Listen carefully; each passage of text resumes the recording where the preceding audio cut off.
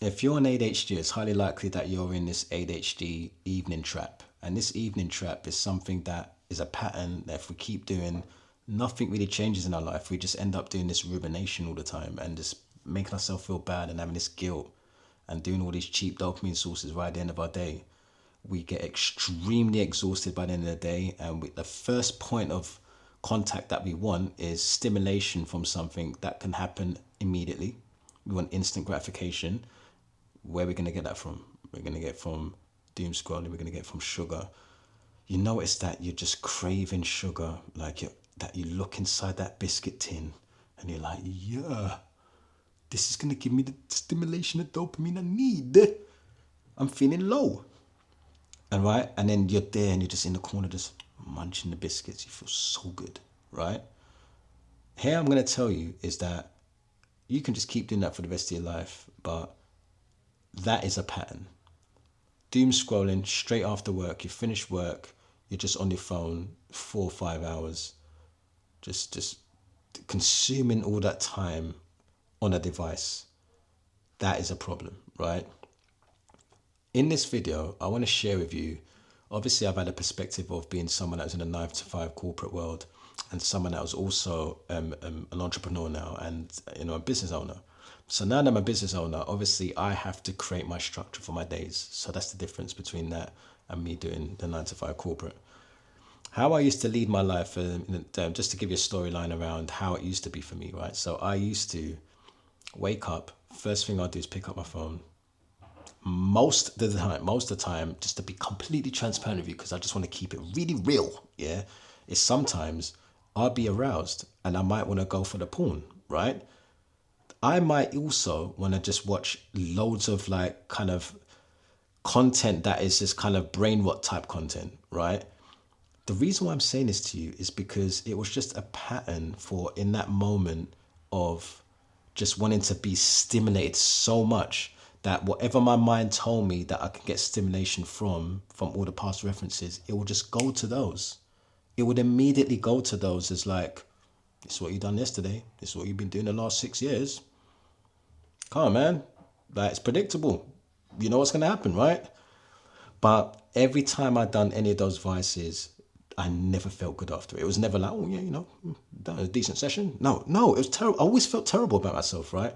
And then there was another thing that was happening is that I was doing it and it was making me late for places, right? So if I done picking up my phone in the morning, do a bit of doom scrolling, look at the time, oh shit, I'm late. Rush to the shower, get myself ready, and then run into the bus stop, right? I'm running. And if I miss that bus, that's going to be a shit day for me because I'm going to be negging myself out. Like, how did I get myself here again? I always used to be at the bus stop if I missed the bus and be like, you did it again, man. Mike, you did it again. Like, I'll just be sitting there for like a good hour, just like upset, just holding on to that, right? Tomorrow's not going to be like that, right? Guess what? Tomorrow's the same, right? If I did catch the bus, I'd be like, oh, thank God. And I'm still doing the same thing. I'm just a little bit more lighter on myself. It's like, well, tomorrow, let's just make sure we have to run this time, right? But it was still having the same impact because I was consuming my time with why was I not ready when I was supposed to be ready? Why did I not give myself enough time? I know what's going to make me on time. I know what I needed to do. Why did I not do it? Right? This is why this video is really important for me. And that's why it's important for me to be vulnerable in the beginning there about some of the vices that people won't even share. I'm sharing it because I really want to drive this home. Like, that was really a big bottleneck for me in the mornings, right? And it all come down to just how I was dealing with life in general, like this pattern from the evenings and how I was wasting my evenings. So there's a trap in the evenings, and there's 4 rules that I use now that helps me just to be a bit more just like really intentional with what I do my evenings and optimize them so that the next day is like, just really swift, right? And doesn't have this kind of rushing time, like decision fatigue and time blindness and dopamine crashes and all that stuff, right? And feeling like I deserve to scroll because I work so hard, so I deserve it. And all these unrealistic expectations, right? So in this trap, I used to always think, like, is it because I'm lazy? Is that the reason why? And I knew actually it can't be that I'm lazy, because it's like I really want to do the thing. So like laziness is just that, like, you really don't want to do it, and you're not gonna do it because you just can't be bothered, right? I wanted to do it. Like man, I wanted to be so like I wanted to be organized, and I wanted to be this person that was reliable and always on time and punctual so bad. But what the problem was is that I was setting expectations for myself, and especially in the evenings where I wanted to do my, I guess my side hustles or whatever it may be, is that I was expecting my brain to be 8 a.m. brain at 8 p.m. brain at 8 p.m. And with 8 p.m. brain, he was destroyed. And it's because of how he dealt with his day. I was scrolling in the morning, scrolling on the commute, scrolling on a break, having this friction at work where I was doing a task and I was working on an activity that, and I was in flow state, and then someone will come and ask me a stupid question, and then like there's nothing wrong with the question. It's like, yeah, that's what I'm here for, right? But now I had to answer and address that, and then come back and try and continue where I left off on the thing, and then now I don't feel like I can get myself back in that state again. And then I start doing some daydreaming, and then all of a sudden my whole day's gone. I feel like I've done nothing, right? And then in my breaks, I was consuming brain rot content, or I was just doing stuff to consume my time while I'm eating. And then I'll be on the bus and I'll be doing that. Oh yeah, I could watch this video now, or I could watch this podcast, or I could do this, do that. And I spend all my time doing that on the commute. So obviously when I got back home, where's the room for family time? Where's the room for me working on this side hustle? My intentions were that I would have loved to do it on a commute, but on the commute, I was just really distracted. I felt like, man, like I just feel like just watching some brain rot. Like, so this is more stimulating, right? So then I'm watching stuff that's just like just able to just stimulate me versus from curiosity, right? We know that YouTube kind of hole that you go into, you end up watching videos, just it makes you feel like you're making progress because you're watching something that's telling you step by step how to improve your life or whatever. That self-improvement basically was destroying my life at the same time because I was watching this stuff but I wasn't actually implementing anything, right? So there was just this cycle, right? And what I realized is that what I was trying to fix really was like I felt like I wasn't really good at planning. I used to always put it down to planning. I need to plan my days better. I need to plan ahead. And I was really bad at planning, right? I was just thinking, like, I'm just so bad at planning. Like anything that I needed to plan for would just always felt like friction, right? But then there's a reframe, is that it's not about planning, it's about preparation. And that was the big reframe for me, was that I was always trying to plan. So my plan when I was running for the bus, and I said, my plan is like, that's not going to happen tomorrow, right? So I'm going to make sure I leave on time. And I kind of felt that that was enough because I was so upset in that moment. I was like, yeah, that is going to be more than enough for me to make sure I wake up tomorrow, right? But tomorrow morning's version just wakes up the same as the version that I was that morning that before. So it doesn't make that logical decision, right? I need to prepare, right? And the preparation came from what was the friction in the morning that was stopping me from leaving on time. It was the phone, right? So I needed to do phone fasting, right? And that's going to go into later on. Is that one of the rules? Obviously, is that right? But again, a little teaser of it already. But I was noticing that it's preparation. That was the big reframe. That, like, prepare yourself for the thing that's coming up, and that's just based on the 9 to 5 situation. For the work situation, for me now as an entrepreneur, there is a little example I can give you for that, right? So this morning I had a call in my calendar for 9 o'clock and for 12, right?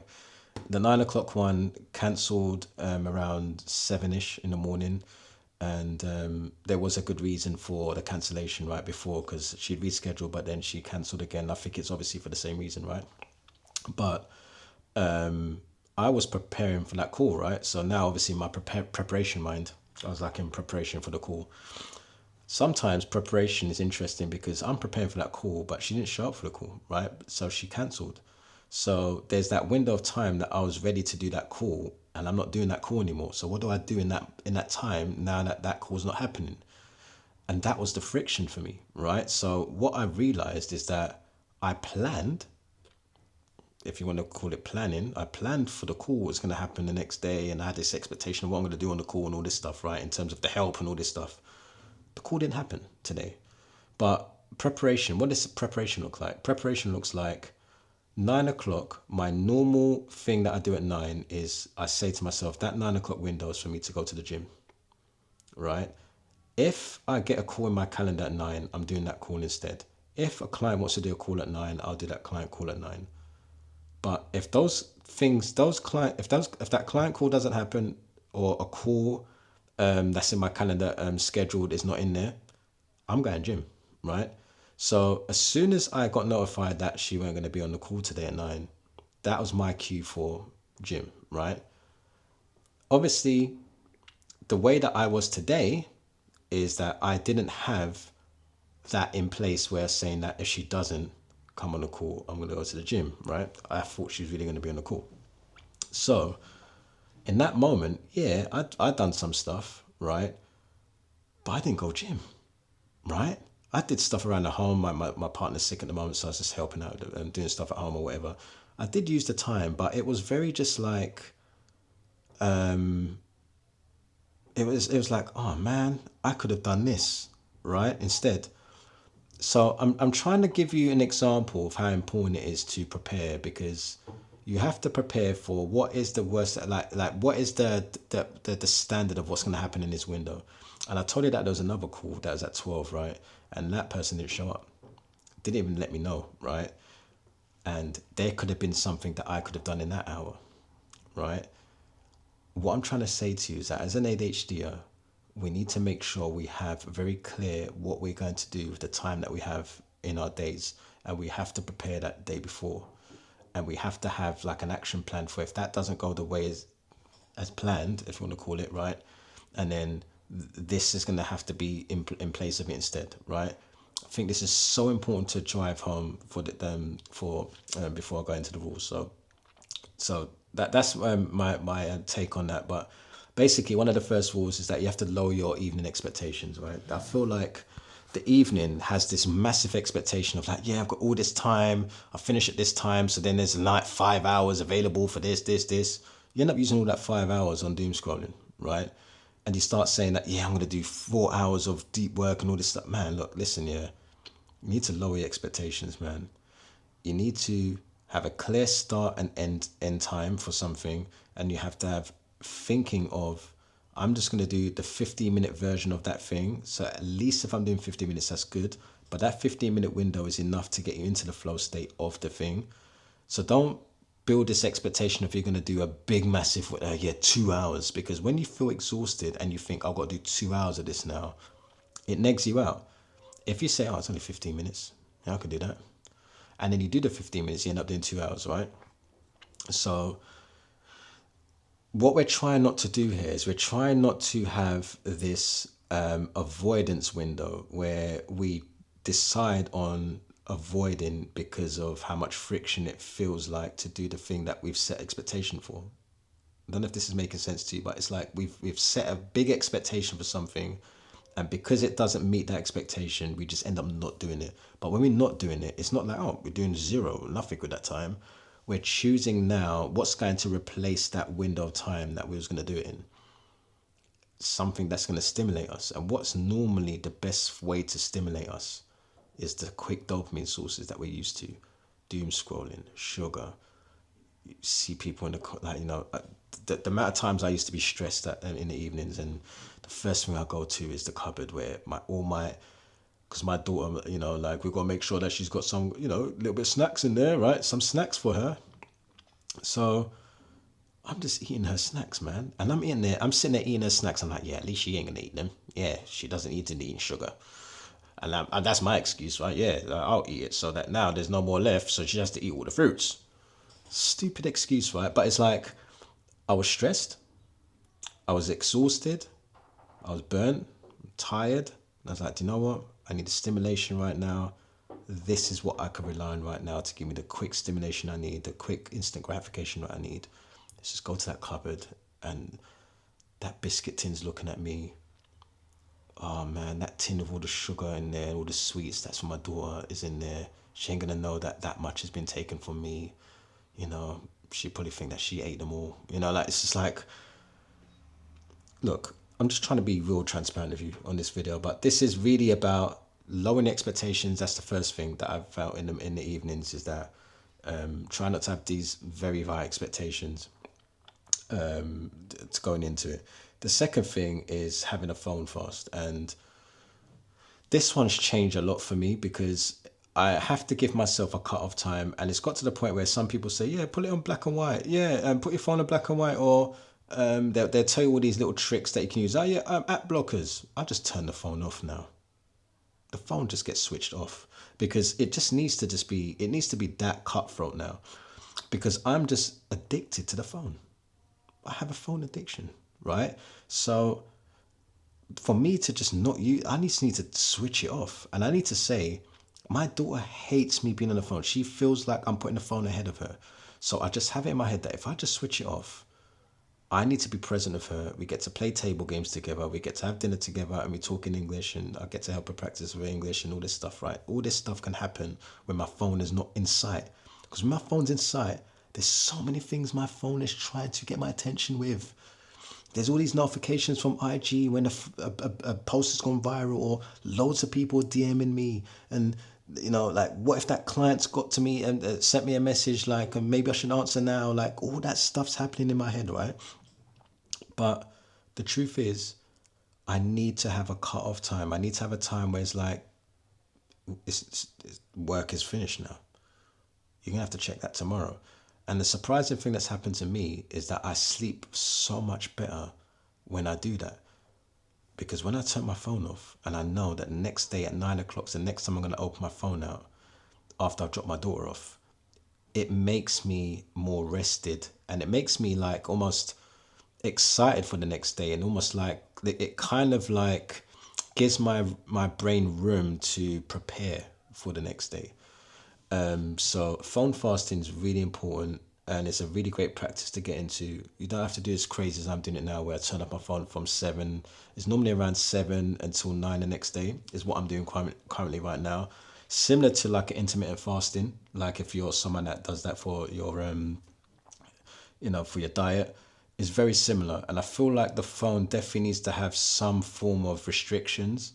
And then obviously I'm not trying to never be on my phone, but I'm just trying to make sure that my phone has a moment where I'm not on it at certain windows of time, right? And the evening just definitely this helps a lot. So what I noticed is that there's things that I can do instead of the phone. Like, I can have a hot tea, I can have a shower, I can walk, I can read, I could be with my family and eat and be present there. I can have the music in the background. Alexa, I normally tell it to put some like piano sounds just to calm me down a little bit. Let's make me be a little bit more like less impulsive and more just like winding down and actually winding down. We feel like, oh, just going to sit in the bed and watch some videos on the bed. Like, that's chilling. It's not chilling. You're still stimulating yourself, right? So that was the thing I need to do, is just have a, like, I had a dopamine menu. I think I'll just send a link to, yeah, do you know what? I'm going to add a dopamine menu in the description for you, so you can use that for inspiration. Hopefully that'll help you, right? Rule number 3 is FBI journaling. And FBI journaling for me is something that I found to be one of the most powerful things in my journey, simply because F stands for friction, or it could be feedback, or it could be failures, right? Looking at those things in the day that you've come across for the goals that you set for that day, or the intentional goals that you have for your areas of life that matter to you. Look at where there were failures, friction, or some form of feedback is really important. I will do a video that's just more in depth in regards to the FBI kind of framework. I think it just needs its own video, right? But then after that, you've got your blessings, right? So that's the blessings in disguise from the friction. Maybe there was something that was a lot of friction for you, like stressful or whatever. There's a blessing in disguise with that. It's telling you, it's giving you data on what you need to change, right? And there's also the blessings as well that you might have come across from just showing up and doing the things that you're supposed to do. Maybe you completed all the stuff on your to-do list, or maybe you had a very good energetic day. Maybe you did actually do everything you said you're going to do. Where's the blessings? Like, what was the things that worked? Was it that you drank more water that day? Like, just look at the things like that.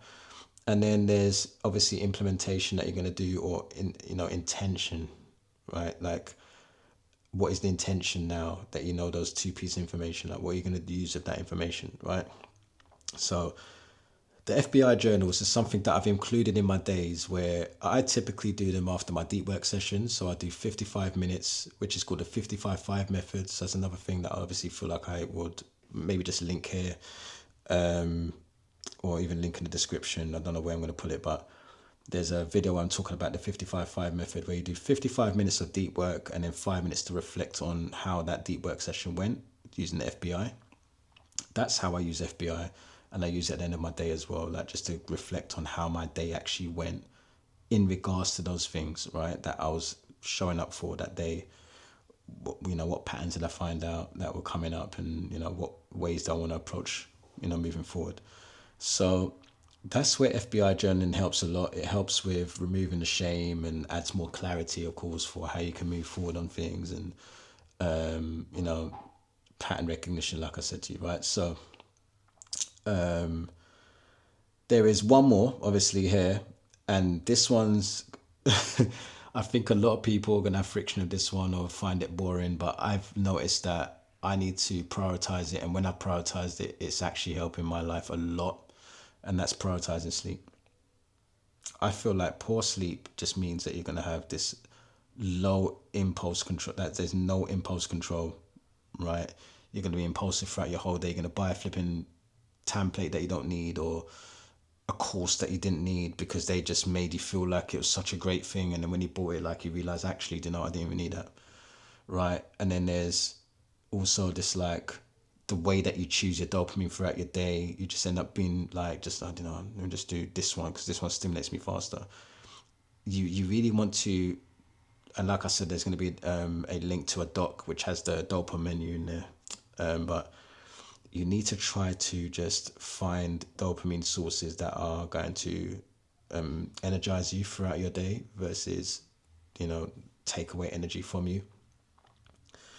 And tomorrow's, like, basically, the way you decide tomorrow is based on how you do your evening routine and how well you sleep. You want that sleep to be you marinating all of the preparation that you did before the sleep. All the way that you use winding yourself down before the sleep needs to be the thing that helps a lot with that. So yeah, that's the 4 rules that I feel like, if you can implement these 4 rules in your life, I feel like it's going to make a big difference to how you show up in your day, and you get more done for sure.